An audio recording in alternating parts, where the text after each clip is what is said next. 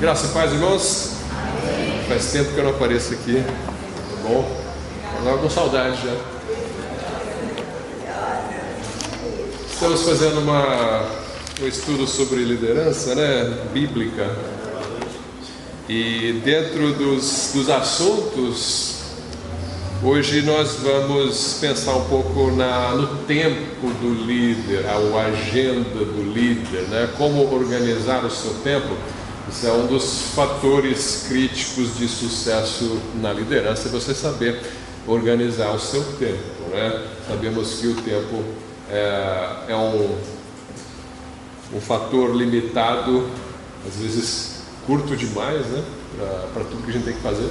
Se você não conseguir organizar o seu tempo, então você vai ter sérios problemas com a sua liderança, Então vamos pedir a Deus direção e oração para esse estudo que vai ser totalmente pautado nas Escrituras. Um ou outro exemplo nós vamos tirar aí da experiência pessoal, mas nosso intuito aqui é ver o que a Bíblia nos ensina a respeito disso, Vamos lá falar com o Senhor. Nosso Deus, muito obrigado por essa manhã, obrigado por essa igreja reunida aqui mais uma vez nesses 47 anos, voltados para louvor, adoração do Senhor, propagação do Teu nome e estudo da Tua palavra. E o que nós queremos fazer nesse momento, queremos aprender o que o Senhor tem deixado para nós, pela mão dos Teus servos que escreveram as Escrituras, sobre esse assunto, sobre como remirmos o nosso tempo, organizarmos o nosso tempo, cuidarmos para não desperdiçarmos isso que é um dom do Senhor para nós também. Nós queremos fazer isso de acordo com a Tua vontade e iluminação do Teu Espírito e das Tuas Escrituras, Senhor. Dá-nos essa sabedoria, esse entendimento para podermos organizar nossas vidas para melhor Te servir. Eu peço, Senhor, também pedindo a bênção para os outros professores dessa manhã. Em nome de Jesus, amém.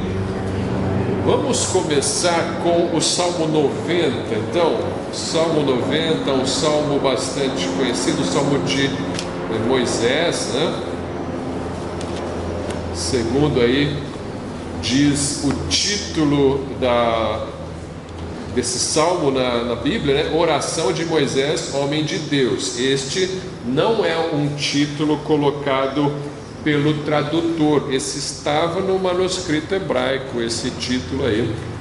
Sabemos então que pelo que foi registrado dos antigos, é um salmo escrito por Moisés, ao contrário da maioria dos outros salmos, escritos por Davi, Asaf e outros que vieram muito depois de Moisés, Então esse aqui é um texto muito antigo, muito anterior a Davi, que Deus preservou nas Escrituras, os judeus mantiveram aqui no seu inário, que é o livro dos Salmos, Vamos fazer a leitura aqui desses 17 versículos e pensar um pouquinho a respeito do assunto que ele está tratando, que é ligado com o tempo, o nosso tempo de vida.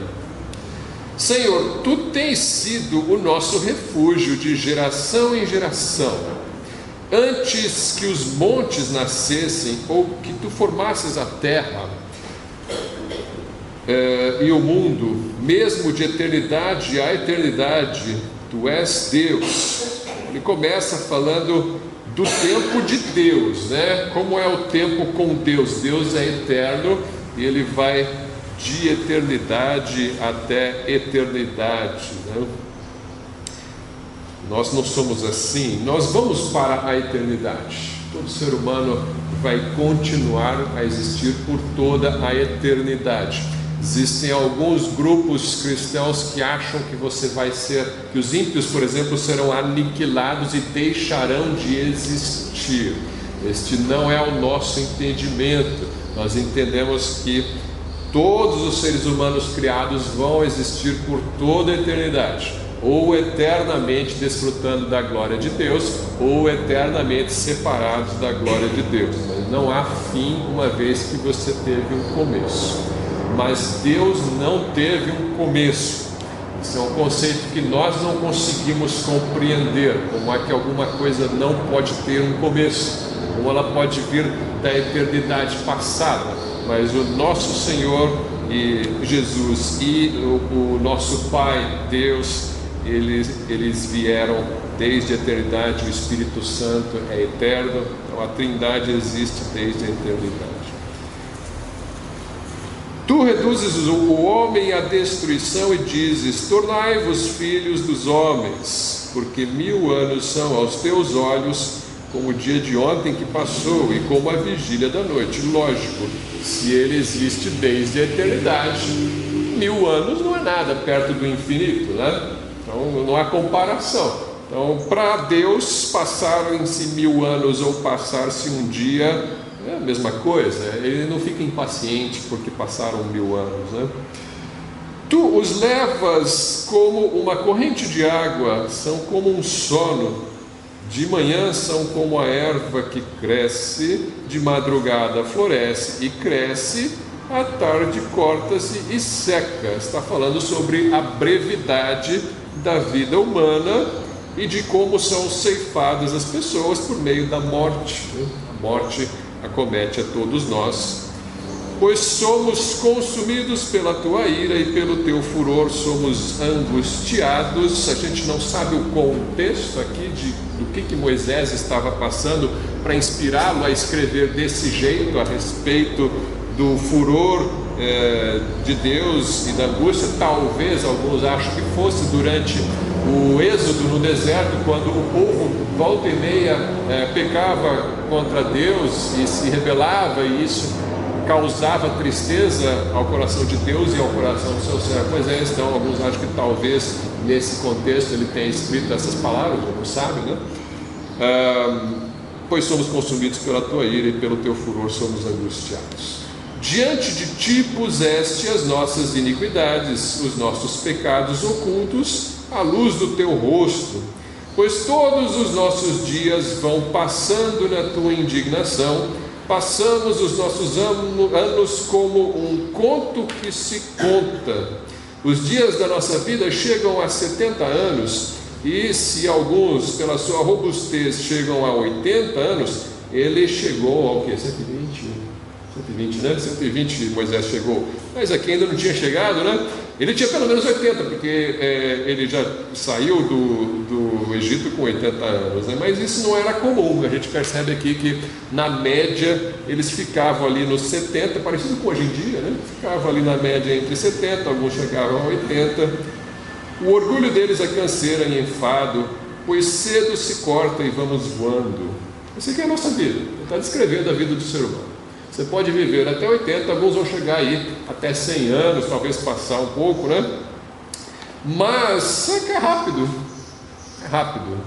Para quem chega lá no final, olha para trás, viu que passou rápido. Para quem é criança parece que demora muito. Para a gente que está no meio do caminho, já viu que não é tanto tempo assim. Para quem está mais para frente, percebe como foi rápido, né? Moisés já tinha vivido bastante para perceber isso, né? Ele coloca no papel aí a brevidade da vida humana, isso que vai voando, vai voando. Quem conhece o poder da tua ira, segundo és tremendo, assim é o teu furor. E aqui o verso chave do nosso pensamento nessa manhã, versículo 12: ensina-nos a contar os nossos dias de tal maneira que alcancemos corações sábios. Para isso que nós estamos aqui essa manhã, para meditar sobre isso, aprender a contar os nossos dias para atingir um coração sábio.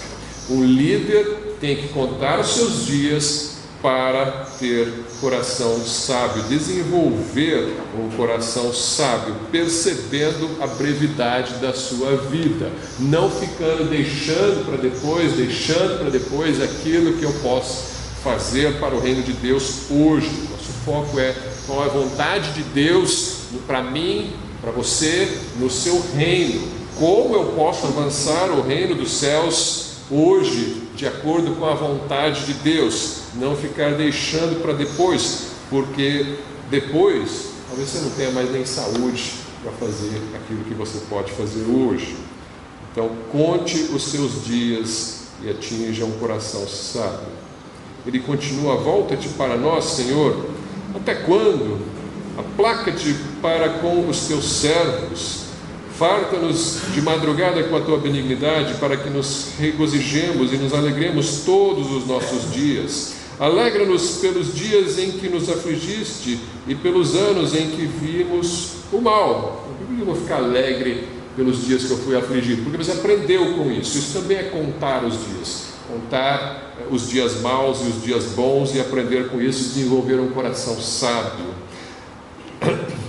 Apareça a tua obra aos teus servos e a tua glória sobre seus filhos, e seja sobre nós a formosura do Senhor nosso Deus, e confirma sobre nós a obra das nossas mãos. Sim, confirma a obra das nossas mãos. Todo mundo quer ter sua obra confirmada por Deus, né? Mas para isso você precisa desenvolver um coração sábio, para que você desempenhe obras que são da vontade de Deus. Ele começa o salmo exaltando a Deus, ele passa por um período aí aparentemente cabisbaixo, né? Falando sobre a ira de Deus e angústia, mas ele termina bem para cima, né? Desejando aí a bênção de Deus sobre o seu povo. Mas o fato é que a vida é muito curta. Eu tive o meu orientador de doutorado, ele costumava dizer: Érico, a vida é curta e o tempo é o nosso inimigo. Então apresse, né? Ele era crente, mas ele é taiwanês, né? O jeito dele pensar e trabalhar é muito diferente daquilo que a gente está acostumado aqui no Brasil, né? O brasileiro gosta de aproveitar o tempo para curtir a vida. O taiwanês gosta de aproveitar o tempo para trabalhar. Então, desenvolver, estudar. Mas enfim, o tempo não é o nosso inimigo. O tempo, isso eu discordo dessas palavras neste ponto. Assim, eu preciso contar os dias, eu preciso aproveitar bem o tempo. Não entendo que a vida é curta, mas não entendo que o tempo seja o nosso inimigo. Mas você pode ser o seu inimigo se não contar bem os seus dias, né? Se você não aproveitar bem o seu tempo. Se você olhar a minha agenda do trabalho, ela é toda repleta, né? Eu nunca usei agenda na vida, né? Mas a gente vai ficando mais velho, vai assumindo mais responsabilidades. Chega um momento que você não consegue mais, né? Se não tiver agenda, você não organiza mais o tempo, você começa a perder compromissos, né? Inclusive ontem eu cheguei atrasado no culto, né? Perdi meu tempo, né? O culto de aniversário da igreja, e chegamos atrasados aqui, fiquei chateado. Se você não se organizar, você perde. Você acha que vai dar tempo, um pouco mais aqui, um pouco mais ali. Quando você vê, você começa a perder os seus compromissos. Então, a minha agenda, eu trabalho cada dia dos 5 dias de trabalho da semana, são repletas ali, cada hora praticamente está marcada ali. Hoje em dia você marca no computador a agenda, né? Cada hora ali, de tal hora, tal compromisso, tal hora, tal compromisso e tal. E assim você organiza o seu dia, você consegue fazer tudo, você vai monitorando, né? Mas se você não se organizar, você não consegue. Eu costumo acordar às 5h30 da manhã, dormir às 11 se eu conseguir, né? Pelo menos não mais tarde do que 11 horas. Às vezes acaba passando um pouco, mas esse dia está todo cheio. Eu fiz assim um levantamento da semana. Semana tem 168 horas.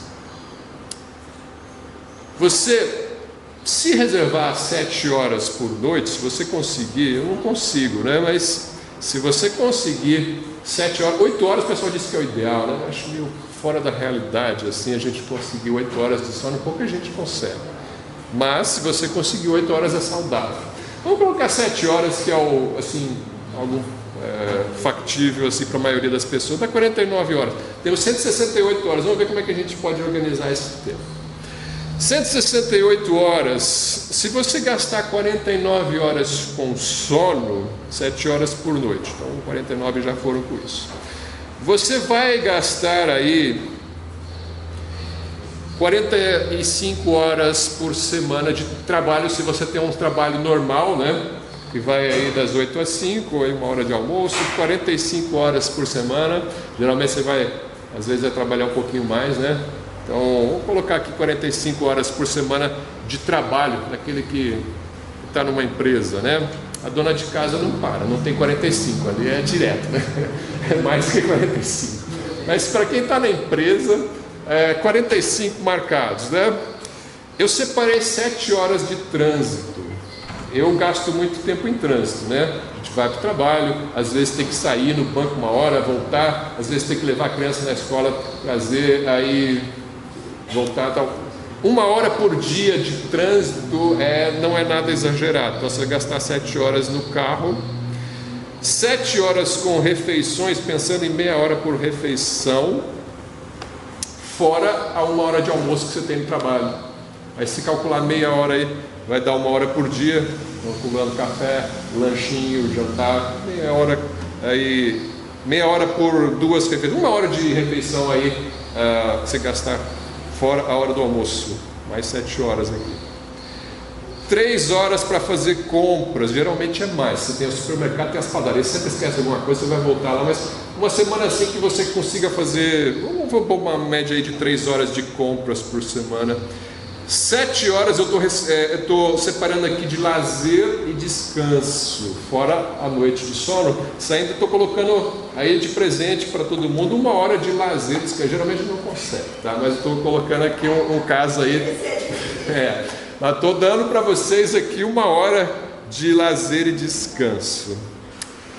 7 horas de trabalho doméstico, agora pensando em quem trabalha fora, tá? Se é o marido que trabalha fora, ou se for a mulher que trabalha fora, mas, então, além das horas de trabalho, você vai chegar em casa e trabalhar mais 1 hora aí, lavando uma louça, ajudando com alguma coisa, né? É normal você ter 1 hora de trabalho doméstico, pelo menos, né? Eu coloquei 3 horas por dia para você ficar com a esposa e os filhos. Gastar tempo com sua esposa, com seus filhos, ajudar numa lição de casa da criança, brincar com o filho, com a filha e tal. 3 horas, geralmente você não consegue, estou dando de lambuja, que é o saudável, né? Vamos dizer que você consiga aí, fora o tempo da refeição, que supostamente você já está com a família, ainda assim, 3 horas para você investir na sua família, né? Vai dar 21 horas por semana nisso aí. 8 horas de igreja, não é 8 horas de Bíblia em casa, é 8 horas por semana de igreja, porque são 3 horas de EBD mais ensaio, né, para quem fica no coral. Você tem 2 horas de culto à noite, já deu 5 horas. Você tem 1 hora de reunião de oração na quarta-feira. E eu coloquei mais 2 horas aí, porque tem alguém que trabalha num evento no sábado, tem quem faz o IB, né? Você vai gastar aí umas 2 horas por semana, a gente gravando aula, vocês assistindo aula e tal, 2 ou 3 horas. Eu separei 8 horas aqui para quem está envolvido aí, não necessariamente envolvido com tudo na igreja. Você vai envolver com tudo, você vai ficar muito mais horas. Mas assim, 8 horas para quem está razoavelmente envolvido com as coisas da igreja. 7 horas de Bíblia e oração por semana, 1 hora por dia, né? Em média. Hoje eu só consegui 15 minutos, mas no sábado você consegue 2 horas, né? Então eu coloquei aqui 1 hora de Bíblia e oração por semana, fora a sua oração constante ao longo do dia, né? A gente está sempre orando. Eu estou pensando naquela oração que você para orar, pensar nos pedidos, né? E ler a Bíblia. Também, muitas vezes a gente não é fiel com isso, mas é algo saudável você gastar 1 hora por dia aí com Bíblia e oração. Com isso, somando tudo, deu 161 horas. A semana tem 168 horas. Sobraram 7 horas aí para resolver problemas imprevistos, fazer contas da tesouraria, preparar uma EBD, fazer algum outro estudo, fazer cursos ou hora extra no trabalho que você precisa fazer, exercício físico, né? Coloquei, né? Certo. Fazer 1 hora de exercício por dia, mas daí já estourou o nosso tempo. Você vê como é? Oi. Faltou 10 horas para esperar o médico. Também, exato. Se você for no médico, aí acabou sua agenda, né? Aí já, banco, médico, né? Mas enfim, esse aqui é uma semana normal, sem muitos imprevistos. Você vê como acaba rápido o tempo, né? Não sobra. Se você ficar na internet, no videogame, na rede social, acabou. Você vai tirar de algum desses lugares aqui, né? Então, eu separei esse internet, todo mundo fica na internet, lógico. Então eu separei nessa 1 hora aí de lazer que você tem, né? Vai lá e fica lá, descansa, vê seu Facebook. Depois que você já leu a Bíblia, já trabalhou, já cuidou dos filhos e tudo mais, você pode ficar ali só a horinha lá assistindo um filminho, né? Não tem problema. Agora, não dá tempo de você ficar aí, começar o dia com televisão, com essas coisas. Não vai sobrar para outras coisas mais importantes, mais saudáveis, né? Novela, etc. Essas coisas, séries da Netflix, que uma vai puxar a outra, vai fazer, vou maratonar a série agora, né? Não dá tempo. Então, você pode fazer isso nas férias, né? Uma vez ou outra. Eu gosto de jogo de tabuleiro, né? Jogo de tabuleiro é um negócio que me agrada, mas leva horas aquele negócio. Então, é nas férias, você pega e joga ali, né? Dá para ficar jogando todo dia. Então, a gente tem o tempo. Se você... Eu estou sem fazer exercício físico, eu preciso fazer, né? Daqui a pouco o corpo vai começar, já começou, né? A cobrar. Então, não dá, todo mundo tem que fazer exercício físico. Eu tenho que encaixar em algum lugar da minha agenda aí os exercícios físicos. Eu começo, paro. Então, isso aí a gente precisa ter. Se você não estabelecer as prioridades certas, não vai dar certo, né?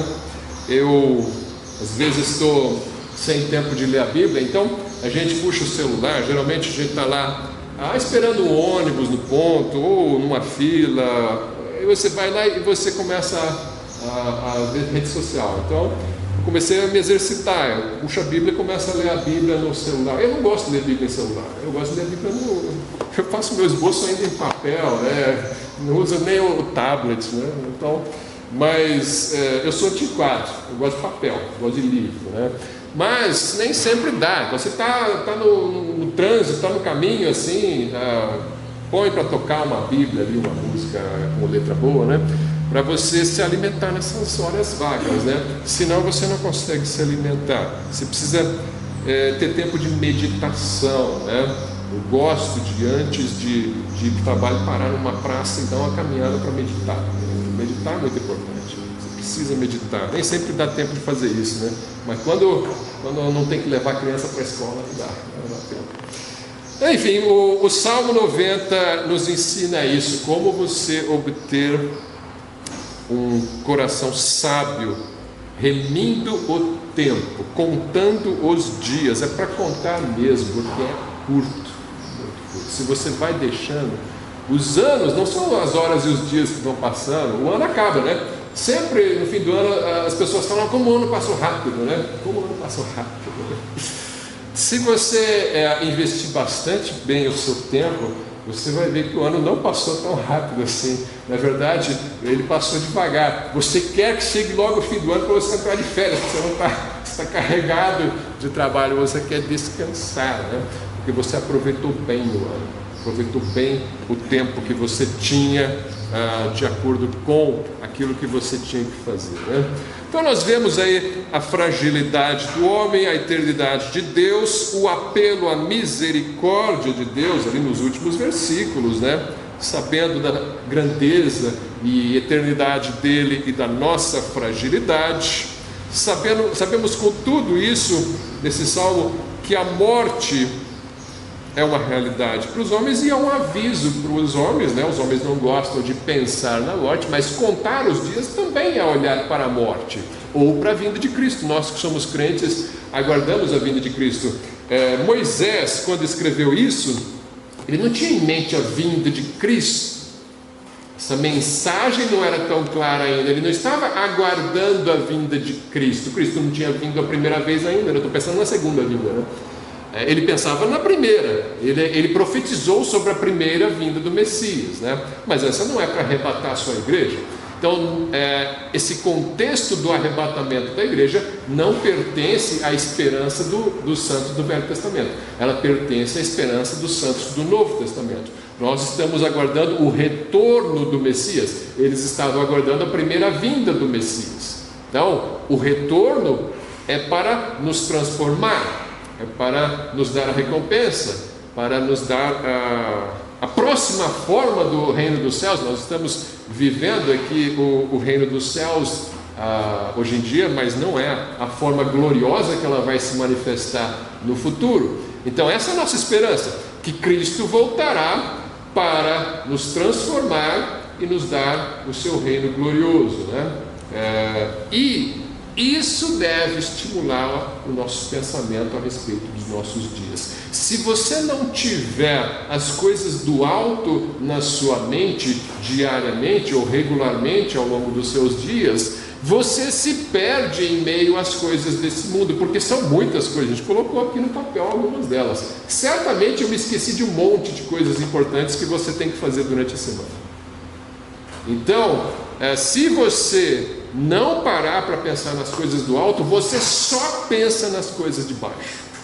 Se você não se esforçar para pensar nas coisas do alto, você só vai pensar nas coisas de baixo. Por isso que é bom começar o dia abrindo a Bíblia e orando, né? Eu tenho o costume, desde criança, de ler a Bíblia mais à noite antes de dormir.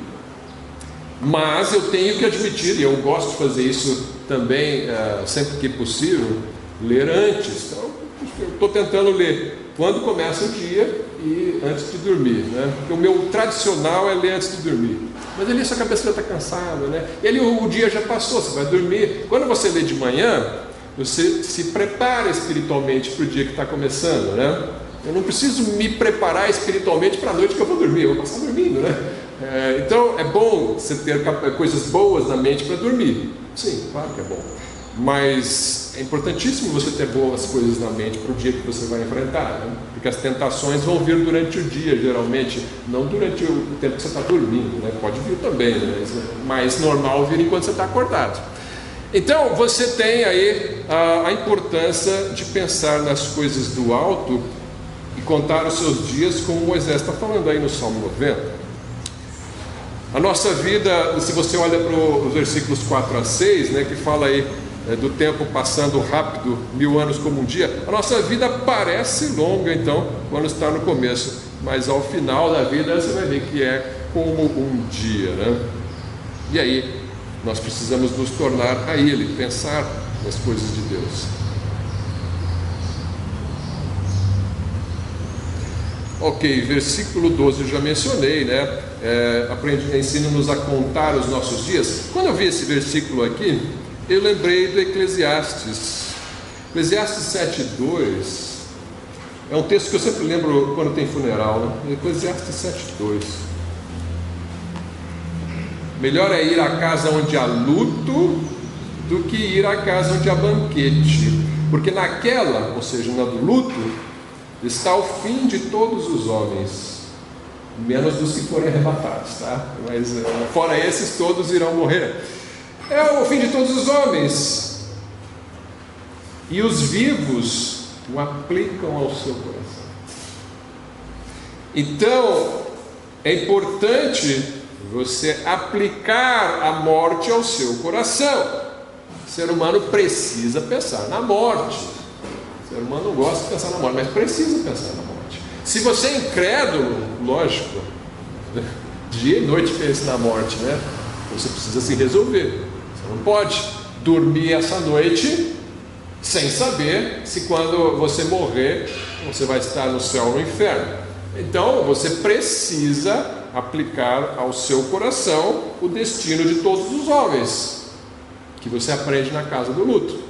Você precisa pensar. Agora, nós que somos crentes, não precisamos estar sempre pensando na morte, não precisamos ter medo da morte, mas eu preciso pensar também na morte, porque isso vai me orientar como que eu vou viver.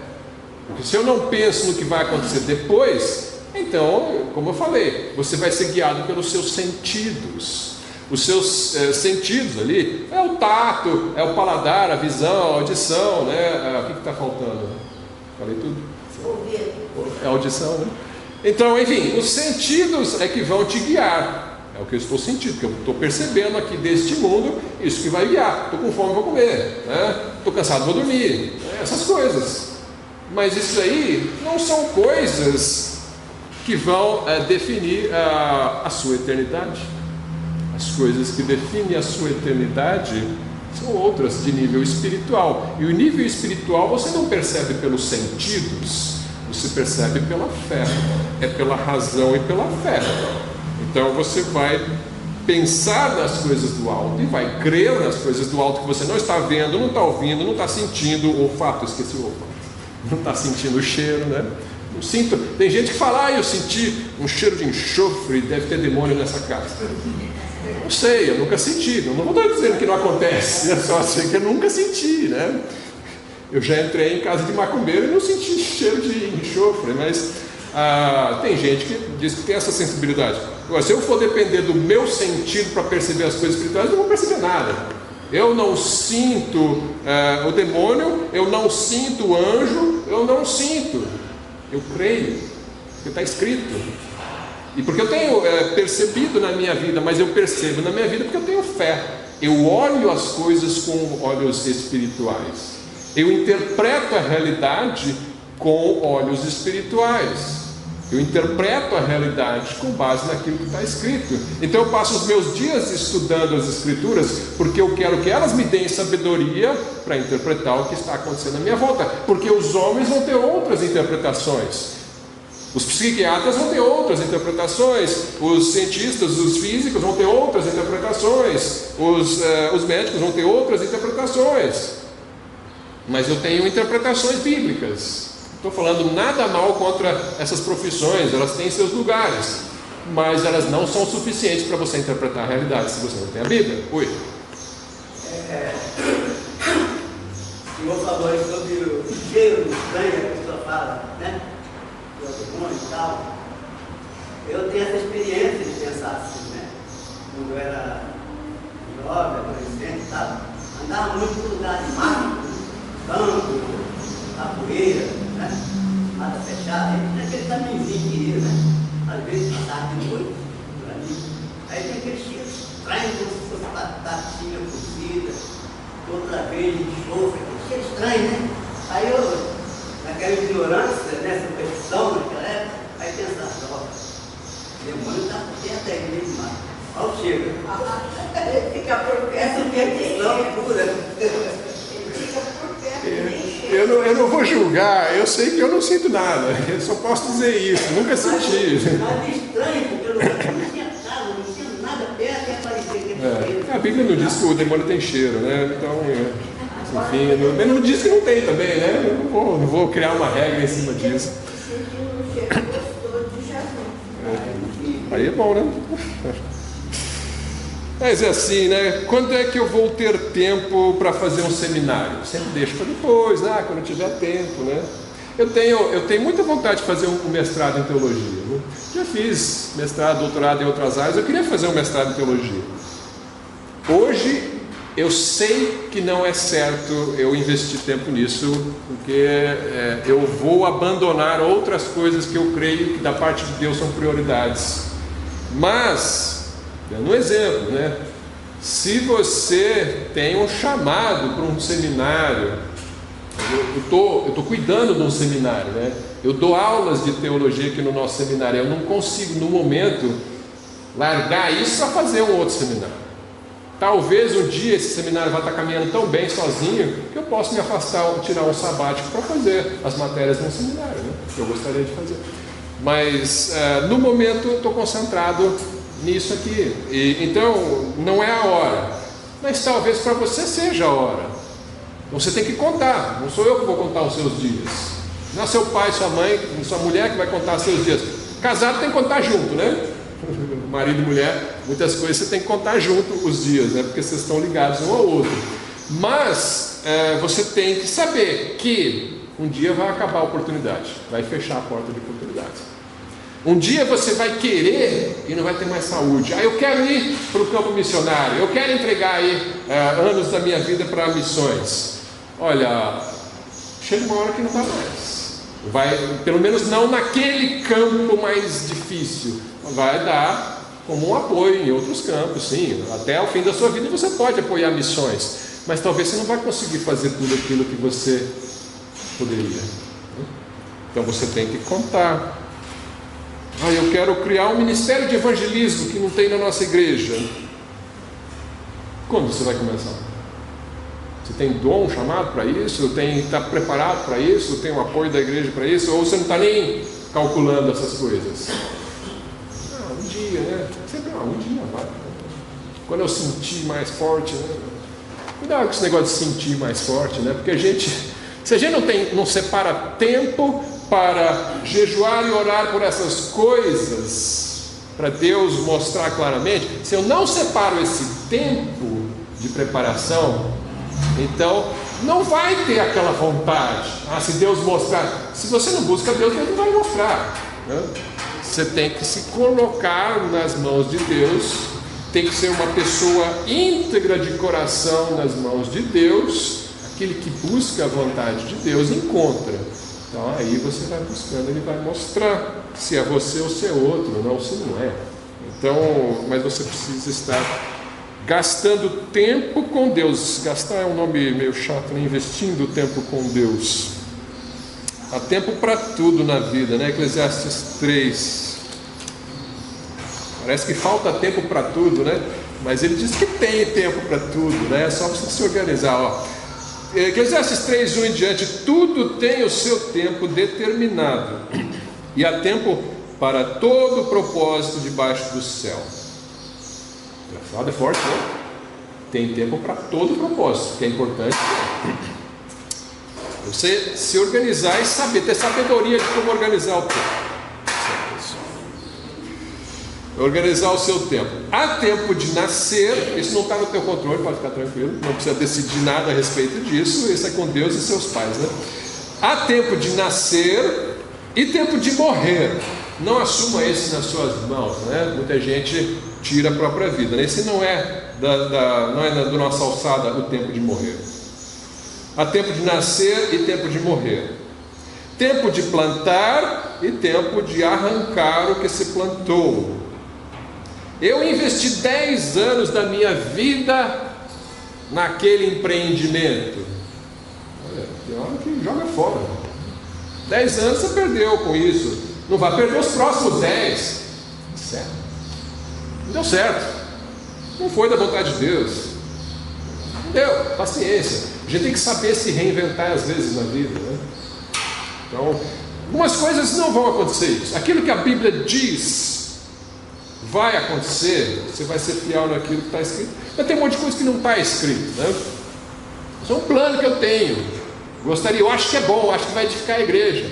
Eu acho que vai ser bom para a minha família. Eu acho que profissionalmente vai ser bom. E você investe naquilo. Chega uma hora, não. Hora de arrancar o que plantou. Entendeu?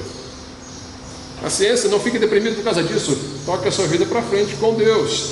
Tempo de matar, tempo de curar. Tem tempo de matar também, né? Não matarás é o mandamento, mas tem tempo de matar. As duas coisas são verdade na Bíblia. E tempo de curar, tempo de derrubar, tempo de edificar. A gente está pensando algum tempo já pensando o que a gente tem que derrubar aqui para edificar. Não chegou a hora ainda, mas se Deus quiser vai chegar a hora de derrubar. A gente tem que se desapegar. Sobre o tempo de matar. O tempo de matar, sim, eu explico o tempo de matar. Se você está, por exemplo, numa situação de conflito, pastor é policial, sabe disso. Está numa situação de conflito armado. É você, é a criança ou é o bandido. Ou você mata ou ele mata a criança. É tempo de matar. Tem hora que é tempo de matar. A gente não quer, a gente quer sempre não matar. Mas tem hora que é tempo de matar. Porque é ou o bandido ou o inocente. Se você tem que decidir, então há o que fazer. Tempo de chorar e tempo de rir. Tempo de prantear e tempo de dançar. Nenhuma coisa nem outra errada, só que é tudo a seu tempo, né? Se você ri na hora de chorar, você é um insensível, né? Tem respeito, é chorar e com os que choram, né? E alegrar-se com os que se alegram. Então você tem que saber qual que é o tempo das coisas. Tempo de espalhar pedras e tempo de ajuntar pedras. Tempo de abraçar e tempo de afastar-se de abraçar. Mas não é para colher todo mundo sempre, não é para colher todo mundo sempre. Tem tempo de se afastar. Por que a Bíblia diz para você praticar a disciplina e fala de exclusão? Ninguém quer fazer isso. Ninguém quer excluir um irmão. Ninguém quer se apartar desse. Mas a Bíblia diz que tem hora que é para se apartar. Não é para se associar com aquele que, dizendo se o irmão for adúltero e beberrão, etc. Não é, ele está bebendo, eu estou abraçado bebendo com ele, ele vai dar uma cheiradinha, não sei o que lá, e a gente está tudo junto. Ah, não, mas eu não cheirei. Bom, mas eu estava ali participando da festa com ele. Ué, não, se afastar. Tempo de se afastar. Tempo de buscar e tempo de perder. Tempo de guardar e tempo de lançar fora. Isso é difícil, né? Lançar as tranqueiras lá de casa fora, as coisas que a gente é pegado, né? Mas que ocupam espaço. Tempo de rasgar e tempo de coser. Tempo de estar calado, esse é mais difícil. Tempo de falar, né? Minha mãe falava, boca fechada não entra mosca, né? Ou quem fala muito dá bom dia a cavalo, né? Minha mãe é mineira vai mais calado, né? É por isso que eu sou calado.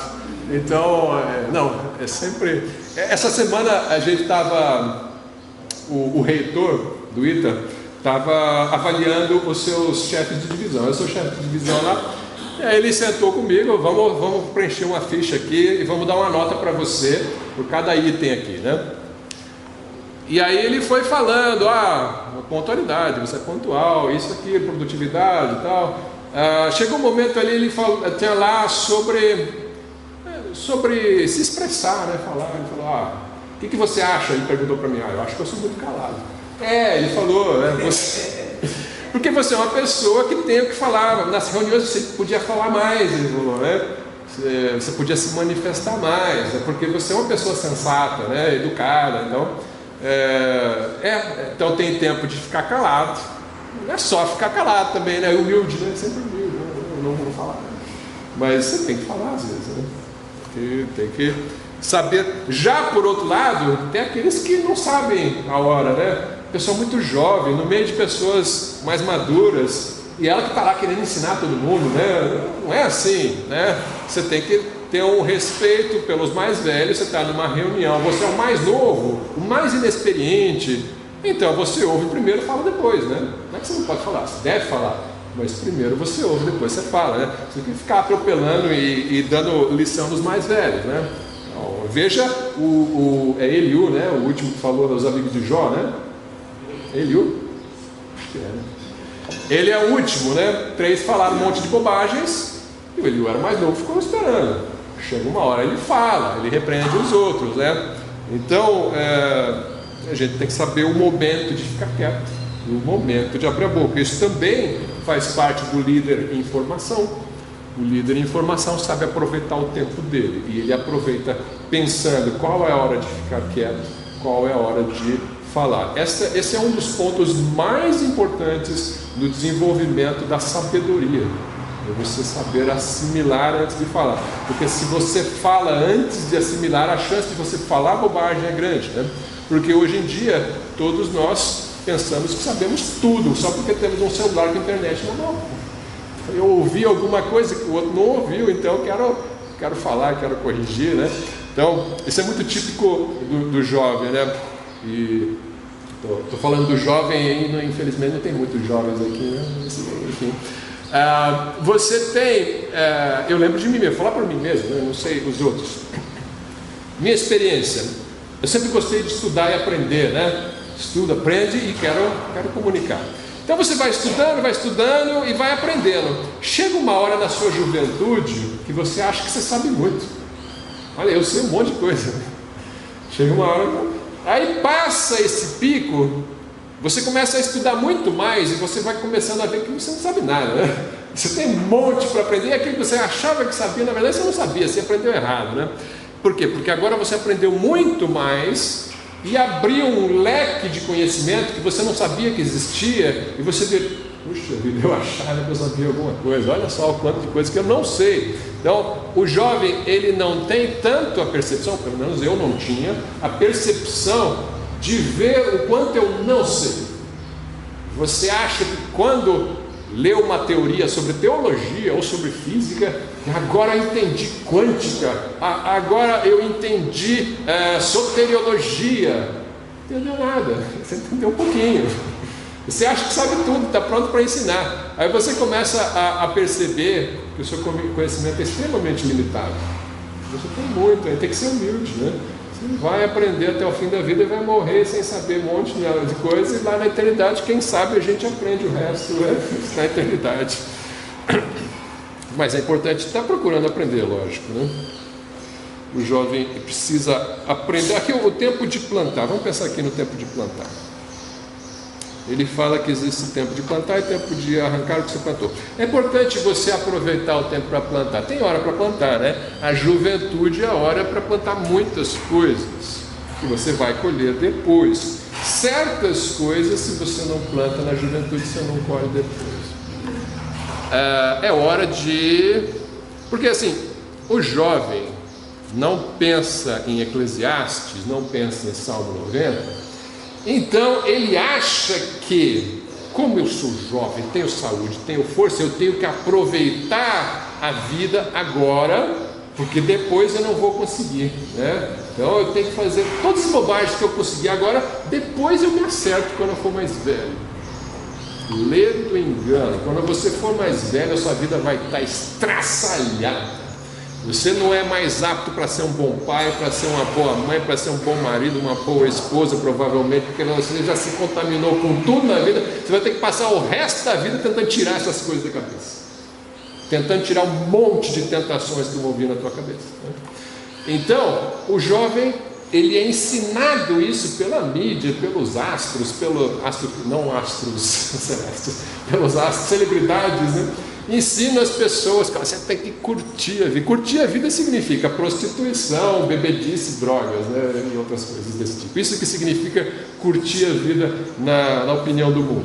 Então, isso aí é o oposto do que a Bíblia ensina. Você está plantando, né?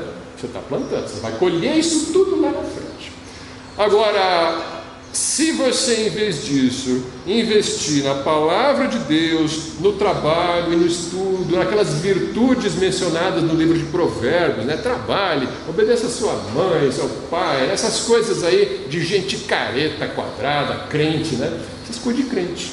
Se você investir nisso, em coisa de crente, você vai colher prosperidade depois, espiritual, financeira também, porque você investiu em estudo e trabalho, não em preguiça e farra, né?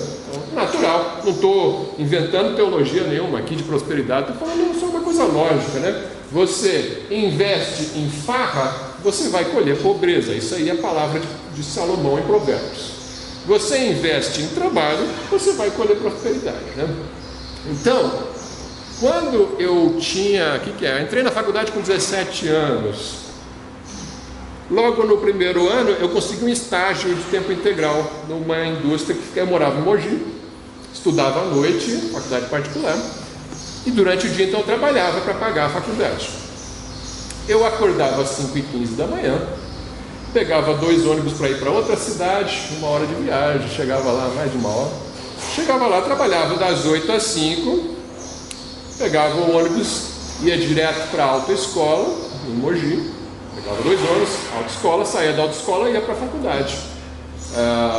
Não tinha jantado ainda, né? Mas ficava ali das 7 às 10 da noite na faculdade, ia para casa, comia alguma coisa, e aí ia fazer o quê? Ia jogar videogame? Não. Você vai estudar, tem as coisas da faculdade que você tem que resolver, né? Então eu estudava ali das 11 a 1 da madrugada, e aí ia dormir. Acordava às 5h15 no dia seguinte, todo dia, olha. O que vai fazer? Meu pai não tinha dinheiro para pagar uma faculdade, ele era pastor, né? Pastor não tem dinheiro, então você tem que trabalhar. Desculpa, pastor, você tem que trabalhar, né? Quando eu cheguei no doutorado, aí comecei a colher, né? Por quê? Porque eu era um aluno nota boa na faculdade, então eu consegui passar no INPE aqui, consegui um mestrado, um doutorado no INPE, consegui uma bolsa. O que é uma bolsa? Eles te pagam para estudar. Ai, que maravilha! Agora eu não preciso mais trabalhar, eu posso passar o dia inteiro estudando, que é o nosso trabalho, né? O trabalho do cientista é estudar. Então, agora vamos ficar tranquilo, né? Só estudo. Lê, me engano. Eu das 5 noites da semana, de segunda a sexta, eu dormia 3. 2 delas eu trabalhava o dia inteiro, a noite inteira, e o outro dia inteiro seguida. Aí eu dormia uma noite. Aí eu trabalhava o dia inteiro, a noite inteira, o dia inteiro. Dormia uma noite. Eu fiz isso dia, semana após semana. Por quê? Porque eu não conseguia. Por que eu não conseguia? Porque eu vim de uma faculdade particular. Eu não aprendi o que os outros assimilavam em meia hora. Eu precisava de um dia inteiro para estudar. Então, mas o que você está fazendo? Você está se sacrificando. Por quê? Porque você está plantando. É o tempo de plantar. Hoje eu não consigo fazer isso. Não tenho saúde para isso. Eu não recomendo que ninguém faça isso. É a situação em que eu estava vivendo. Então eu contei os dias. Eu não aguento isso muito tempo. Senhor Deus, eu não aguento. Se o Senhor não tem plano comigo nisso, então faça eu reprovar nessa matéria, porque eu não aguento mais. Me expulsa desse ímpio. Porque se eu reprovar na matéria no ímpio, você é expulso do ímpio, né? Então, Senhor, eu vou tentar o máximo que eu puder para passar. O Senhor colocou isso na minha mão. Isso é um presente do Senhor para mim. Então eu vou dar o meu melhor. Mas eu não estou aguentando. Então, se o Senhor acha que não é bom para mim, eu não vou pedir para ser desligado, porque isso é um presente do Senhor. Mas não estou aguentando, Senhor. Faz eu reprovar se não tem como eu passar. Mas eu passei, né? E aí, isso foi mais o primeiro semestre. O segundo semestre já foi mais tranquilo. E dali para frente, ali foi bem tranquilo. Mas é o momento inicial que eu tive que investir forças que para mim eram sobre-humanas. Eu não estava aguentando mais. Então, se eu fosse igual os meus colegas de escola, que estavam mais preocupados em farras, namoros e bebedices, né? Então eu não teria as posições que Deus me deu depois, né? É a decisão de cada um tem que decidir aonde vai investir o seu tempo, se vai investir em farra ou se vai investir em Bíblia, trabalho, respeito aos pais, essas coisas caretas de crente. Se você é crente, você tem que investir em coisas caretas de crente, porque elas não são caretas, elas são sábias. Elas são sábias e vão te fazer prosperar, né? Ui. Por isso que Eclesiastes 12 já diz, né? Lembra-se do teu Criador nos dias da tua mocidade, antes que venham os maus dias, e cheguem os anos dos pais e dizer, não tive prazer neles. Exato. Vão chegar para todos nós, né? Eu espero que eu possa dizer eu tenho prazer, mas não é tanto, né? Porque tem dor, né? No final da vida tem dor, e a dor não dá prazer, né? Você não vai conseguir fazer as coisas no final, né? Então, tudo que você quer, você não vai conseguir. Faça enquanto tem forças, né? Oi. Não só no final, assim, mas a gente viu muito na pandemia. Pois é, muitos jovens morreram na pandemia. Então, se você não investe o seu tempo enquanto você está vivo, você pode ser chamado hoje. Como que você viveu hoje? Tinha pessoas com uma certa idade, tá? Não tinha casa nova, não tinha emprego, não era aposentado. Eu tinha idade para aposentar, não fez programa. Mas sobre as consequências de uma pandemia, eu falaram, pessoas interessadas, não tinha reserva. Esse ponto da reserva é importante. Vamos ver isso aí na parábola das minas. Vamos ver Mateus 25.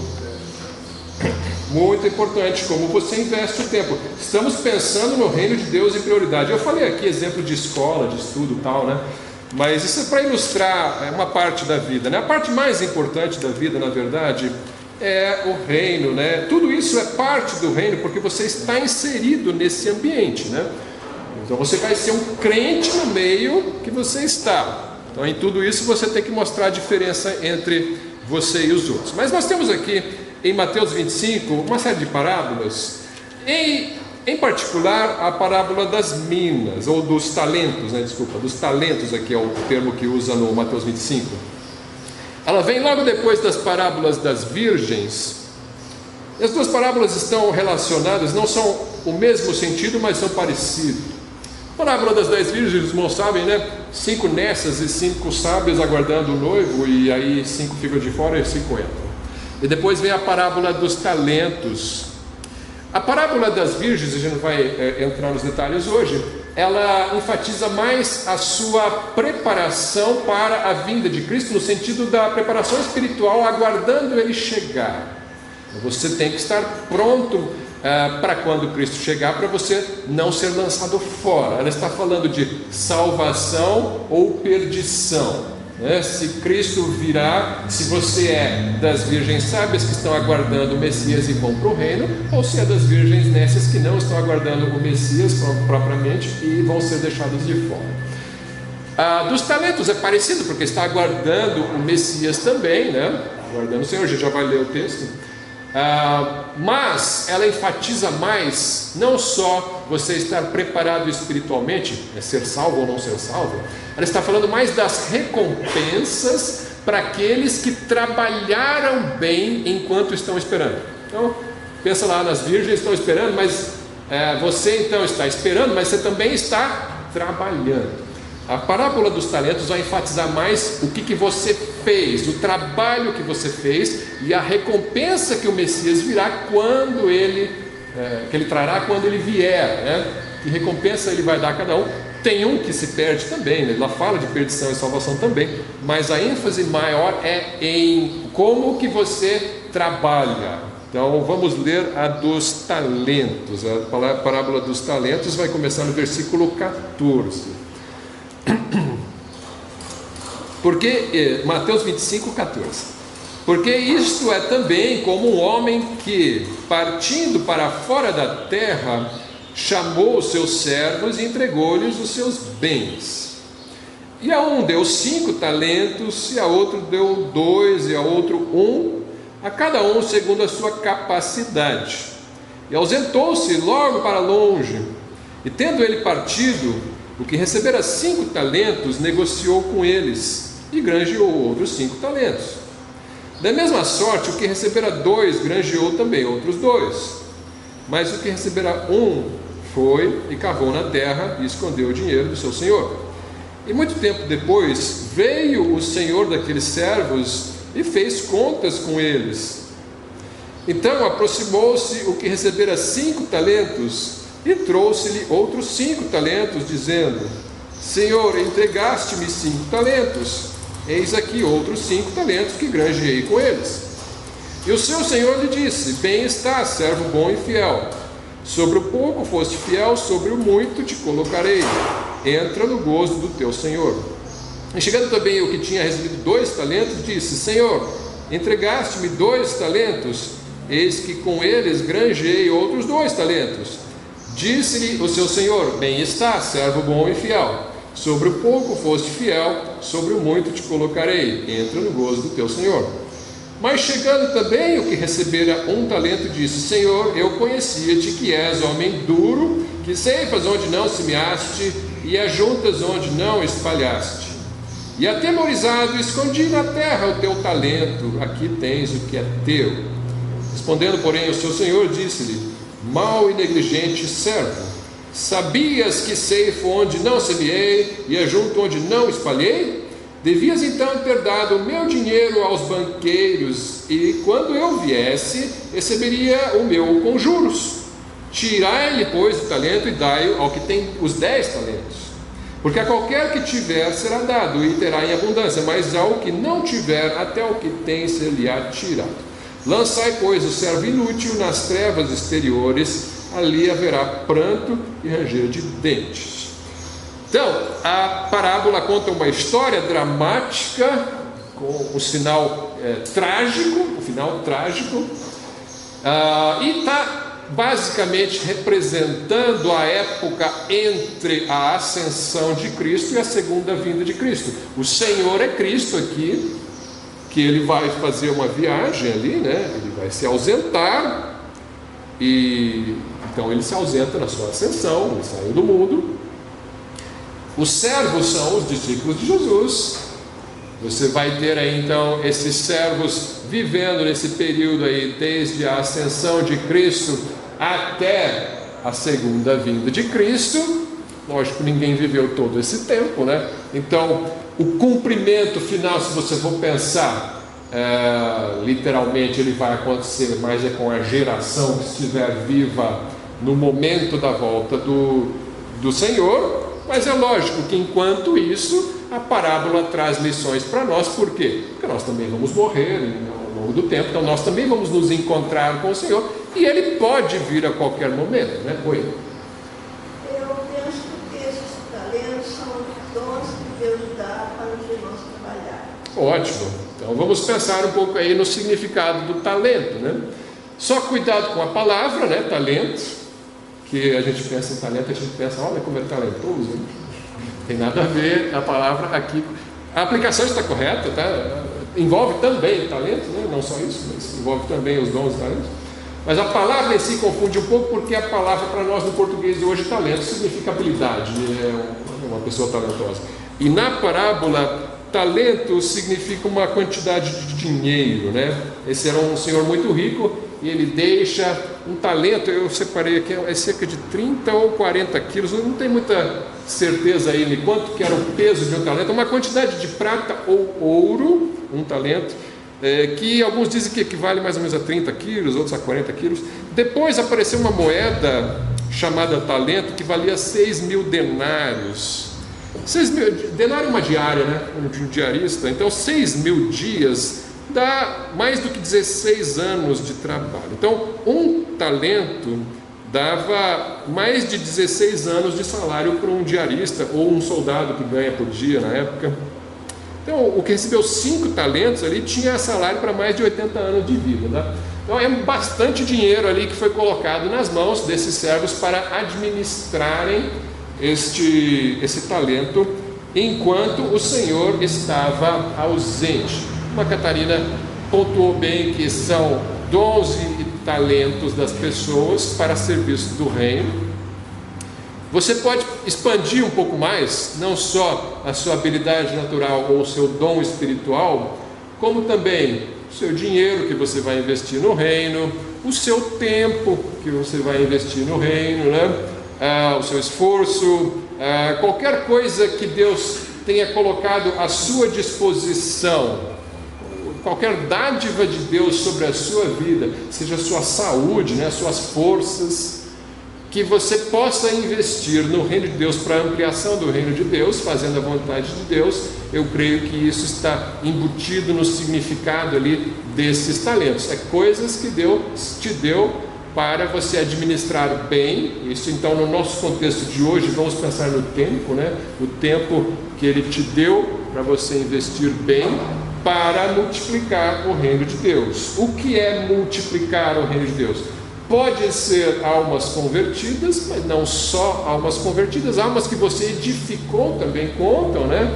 Um irmão que você ajudou, um ensino que você deu, uma santidade que você demonstrou, qualquer coisa que propague a glória de Deus nesse mundo, faz parte do seu serviço e que é esperado que você propague. O reino de Deus se propaga por meio dessas coisas da vida cristã normal, né? A vida cristã normal não é a vida cristã comum. A vida cristã comum é aquela vida que a maioria dos cristãos está vivendo, que dá vergonha, né? A vida cristã normal é a vida de santidade que a gente aprende na Bíblia, que a gente precisa se esforçar para viver, né? Então, essas são as coisas que são entregues a um e a outro, e alguns vão receber mais do que outros, né? Alguns parece que têm mais a dar, a oferecer no reino de Deus do que outros. Olha, isso pode ser verdade, né? Pessoas ao longo da história que atingiram muito no reino de Deus, mas porque lhes foi dado muito também, muitas oportunidades, e eles aproveitaram essas oportunidades. Outras pessoas fizeram menos. Não está errado, de acordo com o que Deus deu para a pessoa, porque Ele dá mais para um do que para outros, a uns do que para outros. Isso é bíblico. A uns Ele deu 5 talentos, a outro deu 2 talentos, né? Sem problema. Ele sabe como distribuir as oportunidades, as características, os dons, de acordo com cada um. Só que a cobrança vem maior também, de acordo com cada um. A quem muito foi dado, muito será cobrado, não é isso? Né? Então, ou então aquela frase que está mais famosa hoje em dia, né? Como é que é? Com muitos poderes, Gabriel sabe, vem grandes responsabilidades. Com grandes poderes vem grandes responsabilidades, né? Então é mais ou menos assim. Se você recebeu muito, espera-se que você vá também atingir maiores resultados. Então, o Senhor estava satisfeito com o desempenho daquele que recebeu 2, elogiou e trouxe para o seu reino. Estava satisfeito com aquele que recebeu 5, multiplicou, recebeu mais 5, e aí ele recebe no seu reino com elogios. Cada um, dentro daquilo que Deus deu, a responsabilidade que tem cada um. Investiram bem o seu tempo, investiram bem os seus recursos. Mas um não investiu, ele não trabalhou pelo reino. Tem essa desculpa dele, eu estou com medo de Deus, é muito severo, eu vou esconder. Isso aqui é uma história para compor uma história, né? Mas no fundo está ensinando assim: tem gente que se diz servo de Deus, mas que não faz nada. E esse, na última hora, vai ser desmascarado. Ele não tem frutos, não tem resultado nenhum. De maneira nenhuma ele está ensinando a você comprar a sua salvação pelo meio do seu esforço, não é isso que o texto está dizendo, mas ele está identificando quem é quem de acordo com os frutos. Então Jesus está ensinando: zele pela sua vida espiritual, sim. Aquele que for crente de verdade, ouve uma palavra dessas e tem temor, né? Eu vou procurar agradar a Deus. Aquele que não é crente de verdade, entra pelo ouvido e sai pelo outro. Mas o dia vai mostrar, né? Aquele dia vai mostrar essas coisas. Espera-se mais responsabilidade que tem mais talentos. Investir os talentos no banco, né? Ele fala: olha, você devia ter dado o meu dinheiro aos banqueiros, e quando eu viesse eu receberia o meu com juros. Então, não sei que a irmã Heloísa acho que falou, né? Que não investiu, não tem poupança, não tem casa, não tem... essas coisas da vida. Não, a gente não tem tesouros nesse mundo, né? Nossos tesouros estão no céu. Mas organizar bem as suas finanças faz parte, né? Para não faltar no dia mau. Então, você entregar o seu dinheiro num investimento sábio, calculado, ele tem um certo risco. Todo investimento em dinheiro tem risco, tá? Se você está com medo, vai deixar o dinheiro debaixo do colchão, porque ele vai desvalorizar. Pode o dinheiro sumir também, né? Vai ficar mofado, ou ele simplesmente vai desvalorizar, a inflação vai comer ele. Então, mas eu já vou passar a palavra. Então eu vou colocar na poupança, porque é um investimento de pouco risco, né? Eu ponho na poupança. Olha, ela não chega a ganhar da inflação verdadeira, então vai perder ainda um pouco. E tem sempre um risco de aparecer um Collor e roubar teu dinheiro, né? Então risco sempre tem. Então eu vou pelo menos ganhar da inflação. Eu vou aplicar em tal fundo que está rendendo mais. Só que este tal fundo, ele oscila mais. Ele está subindo mais, mas ele pode cair também. A poupança não, a poupança é mais estável. O outro fundo tem mais risco. Então você vai o quê? Vai calcular o risco. O banco tem risco. Então se você não arriscar, você não ganha nada. Não é cobiça aqui, não vai ficar, eu vou arriscar na loteria. Não, é isso. Você vai fazer um cálculo, vai cuidar bem do seu patrimônio e vai procurar qual que é o investimento que tem risco aceitável, ganho aceitável. Faz um cálculo aí. E aí ele usa esse exemplo, lógico que ele não está falando disso, está falando do investimento no reino dos céus, mas ele usa como parábola o investimento banqueiro. Então não é errado você investir em coisas financeiras, é errado você ser ganancioso e jogar, eu vou jogar então no baralho, né, no jogo de azar ou coisas desse tipo, aquele risco enorme de você perder ou se viciar. Mas você está cuidando de um dinheiro que não é seu, no fundo o dinheiro de Deus, né? Ele colocou na tua mão para cuidar da tua família e do reino de Deus. Então, onde que eu posso fazer um investimento que é um risco aceitável, ou quantidade aceitável? E aí ele usa isso, por quê? Porque no reino dos céus também, se você não arrisca nada, você não ganha nada. Existe um risco em você abrir a sua boca no trabalho e falar de Jesus, ou abrir a boca na sua família e falar de Jesus. Você pode perder o emprego, pode perder a família. Então eu vou ficar calado. Eu ouvi o Evangelho, gostei do Evangelho, mas não vou dizer para ninguém que eu sou crente, porque se eu abrir a boca, estou arriscado a perder muita coisa. Então eu fico na minha.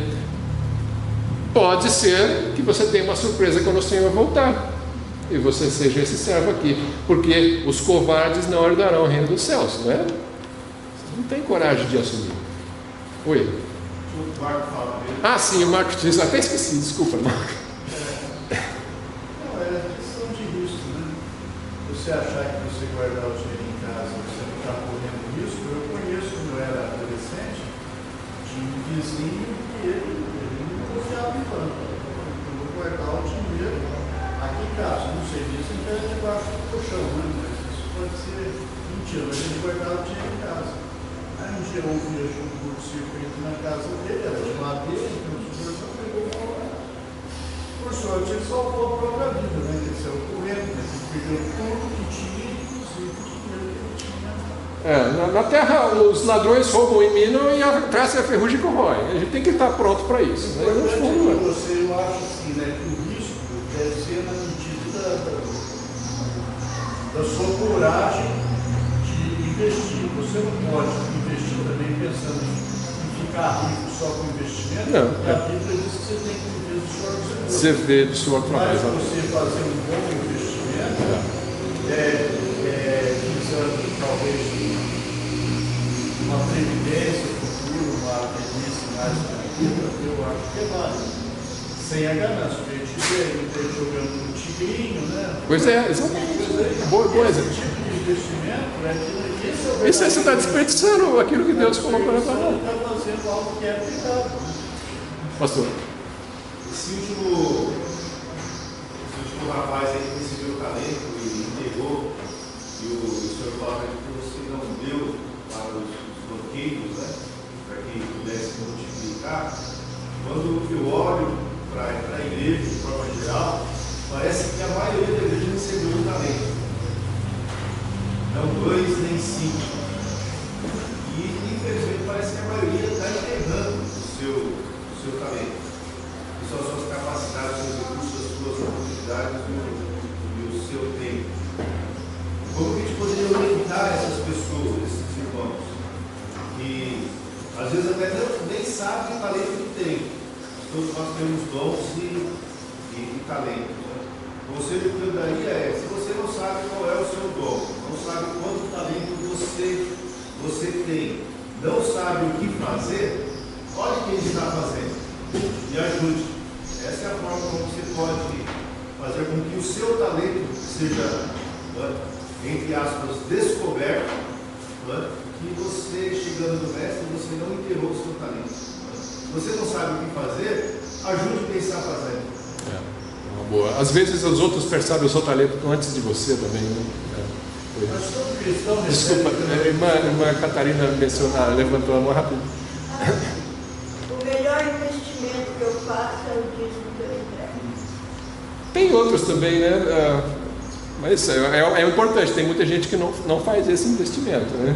Tem gente que não dá. A minha curiosidade é saber se todos os crentes recebem pelo menos o talento. Ou se tem gente que não recebe. Crente recebe, sim. Está aqui na parábola, ela é abrangente. Aqui são só 3 exemplos, mas até o que se perdeu recebeu. O que quer dizer? Até o incrédulo tem oportunidades na vida, mas ele não se apega. Oi. Então, o grande problema é que nós pegamos aquelas listas que estão lá em Romanos, estão lá em Pedro e em Corinto, e fazemos uma tabela e diz para o crente, agora descubra qual é o seu dom desses aí. Isso. Aqueles não é uma tabela. Não bateu um daqueles, né? Não é uma tabela. Não é uma tabela completa e abrangente, né? É um exemplo, né? São alguns exemplos. Para Davi, como que ele era antes e como que ele era depois. Deus usou o que ele já tinha, que ele usava lá no seu dia a dia, e agora ele começa a usar, não é, para o reino de Deus. Olha Moisés usou o que ele já fazia, não é, e depois começou a ser feito no reino de Deus. Então, quando nós aceitamos a Jesus, temos o Espírito Santo e agora vamos para uma responsabilidade, Deus vai usar aquilo que ele já já nos deu naturalmente e agora vai usar espiritualmente. Não é? Então não tem mágica, não tem fórmula e também não tem aquela brincadeira de esconde-esconde, né? Vamos descobrir o dom, como se Deus escondesse o dom, e agora nós temos que ficar brincando de estar quente e estar frio. Nós já sabemos o que nós devemos nos conhecer, devemos saber quais são as nossas habilidades naturais e colocar essas habilidades à disposição do Senhor. Exatamente. Para encerrar, uma coisa curiosa: o rapaz que tinha 5 ganhou 10, apresentou para o Senhor. Aí o outro tinha 1, não ganhou nenhum, e Deus fala, o Senhor fala: tira desse, dá para o outro que já tinha 10, ele ficou com 11. A pergunta é: ele tinha 10, ele fala, dá para o outro que tem 10. Mas peraí, como assim ele tem 10? Ele não devolveu os talentos? Os servos, quando chega o Senhor, eles não devolvem os talentos? Então não tem 10, ele tem 0. E o outro tinha 1, vai devolver para o Senhor, vai ficar com 0. Ele fala, não dá para o outro que tem 10. O que isso significa? Minha leitura: ele apresentou o talento para Deus, o dinheiro que ele tinha investido. O Senhor gostou do seu trabalho e disse: servo bom e fiel, entra no reino. Mas para quê? Para se aposentar? Não. Ele vai continuar servindo ao Senhor. Nós vamos continuar. Então, os talentos, já que ele se mostrou um servo bom e fiel, está aqui os 10 talentos para você continuar administrando, e mais aquele outro ali na tua mão para você administrar os bens do Senhor.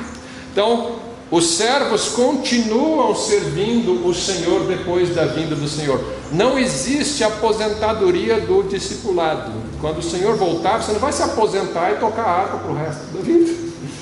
Você vai continuar servindo ao Senhor. Nós não temos ideia de qual é o tipo e como vai ser o serviço, mas nós vamos continuar a serviço do Senhor.